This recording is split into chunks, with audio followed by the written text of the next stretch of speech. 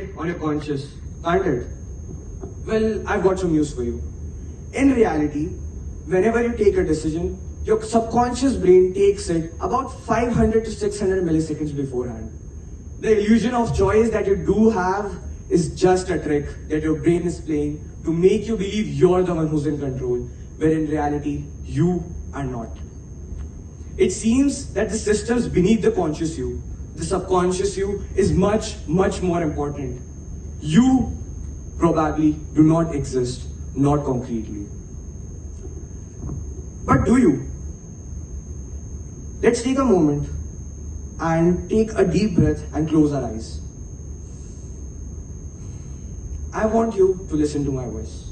I want you to let go of all your neuroses, all your anxieties, all your bodily sensations. What you'll find deep down beneath is awareness. There is no obvious center to being conscious. There is no obvious you on the inside.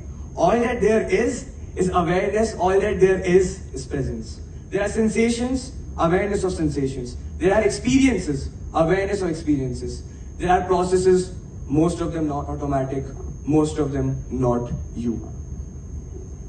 If aliens exist, which they probably do, and if they have been around for a very, very long time, which they probably have, are they self-aware as well?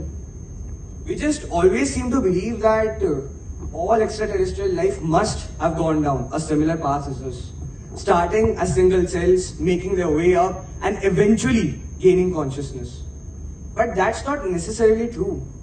Maybe consciousness is just a one-time fluke, just a drunken experiment done by evolution, never to be seen again in this entire universe. And we are the only species that got to take it for a ride. So why not live, why not laugh, why not love? Why not make every second of this conscious life count? Because you do not exist, but paradoxically, at the same time, you kind of really do. Thank you.